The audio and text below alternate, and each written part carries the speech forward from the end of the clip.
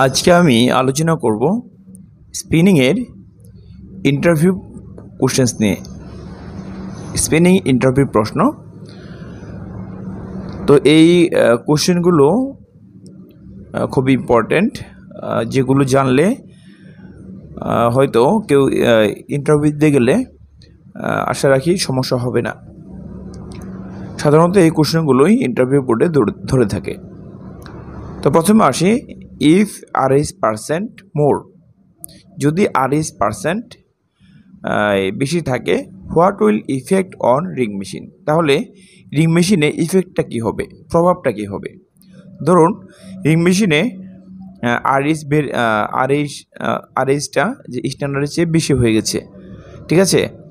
তো ধরুন আপনার স্ট্যান্ডার্ড সাধারণত থাকে যে 51 প্লাস মাইনাস অথবা 52 প্লাস মাইনাস। তো এর চেয়ে আপনার বেশি হয়ে গেল, ধরুন 55 হয়ে গেল, হ্যাঁ, কিংবা 57 হয়ে গেল। তো সেই ক্ষেত্রে আসলে কী ইফেক্টটা হবে রিং মেশিনে, তখন যেটা হবে যে ল্যাপিং হবে, ল্যাপিং অফ রিং মেশিন, অর্থাৎ রিং মেশিনে ল্যাপিং হবে, ঠিক আছে। তো অনুরূপভাবে যদি বলি যে ইফ R is% লেস, যদি R is% কমে যায়, তাহলে what will effect on ring frame, তো রিং মেশিনে ইফেক্টটা প্রভাবটা কী হবে, ফ্লাই ইনটু রিং মেশিন, অর্থাৎ রিঙে আপনার মাঝখানে যেটা হবে যে ফ্লাই হবে, ঠিক আছে, ফ্লাই উঠতে থাকবে। তারপর আসি ফাংশনস অফ স্পেসার। তো স্পেসার এটার কাজ কী, কিংবা স্পেসারটা কী, হ্যাঁ, যে কোনো ইন্টারভিউ আপনাকে বললো যে what is spacer, the functions of spacer, তো স্পেসারটা কী কিংবা এর কাজ কী, যেভাবে আমরা বলি না কেন আমরা কিন্তু সঠিক অ্যান্সারটা সাধারণত দিতে পারি না। স্পেসের কাজ হচ্ছে স্পেসেরটা কি, যে এটা একটা স্পেস তৈরি করে দেওয়া, তাই না, স্পেস, যে স্পেস তৈরি করে দেওয়া মানে স্পেসার। তো space between top and bottom apron, অর্থাৎ টপ এবং বটম অ্যাপ্রনের মাঝখানে একটা জায়গা করে দেওয়া, স্পেস তৈরি করে দেওয়া। আবার বলছি যে space between top and bottom apron, অর্থাৎ টপ এবং বটম অ্যাপ্রনের মাঝখানে স্পেস তৈরি করে দেওয়া, জায়গা করে দেওয়া। তো এরপর আসি, হোয়াট ইজ টিপিআই। টিপিআই এটা আমরা সবাই জানি যে টুইস্ট পার ইঞ্চ। তো টিপিআই ইকুয়াল হচ্ছে যে TM into root over count.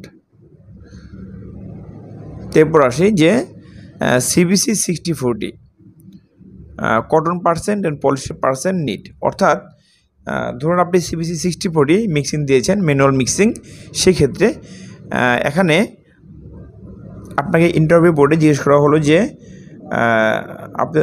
আপনি তো সিবিসি 60-40 চালাচ্ছেন, সেখানে কটন কত পার্সেন্ট দেওয়া হয় আর হচ্ছে পলিস্টার কত পার্সেন্ট দেওয়া হয়, সেক্ষেত্রে আপনার অ্যান্সারটা কী হবে। সেক্ষেত্রে অ্যান্সারটা হবে যে সিবিসি আমরা দিচ্ছি 62% এবং পলিস্টার দিচ্ছি 38%। তো এখানে একটা কোশ্চেন থেকে যায়, বলতে পারি যে কটন আমরা 62% কেন দিচ্ছি, তো আপনারা এখানে 60% দিতে পারতাম, কিংবা এখানে পলিস্টার 40% দিতে পারতাম। তখন আপনার অ্যান্সার হবে যে আসলে আমাদের কটনে তো শর্ট পেপার বেশি থাকে, তো সেই কারণে আমরা 62%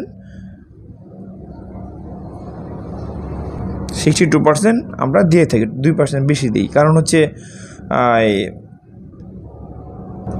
যে ওয়েস্টেজ বেশি হবে, এই জন্য 2% আমরা বেশি দিই। আর পলিস্টারে যেহেতু আপনার শর্ট পেপার নেই, ওয়েস্টেজ কম হবে, সেক্ষেত্রে পলিস্টারটা আমরা 2% কমিয়ে দিই। তো সব মিলে দুইটা মিলে যোগ করলে হবে 100%, ঠিক আছে। এটা হচ্ছে অ্যান্সার।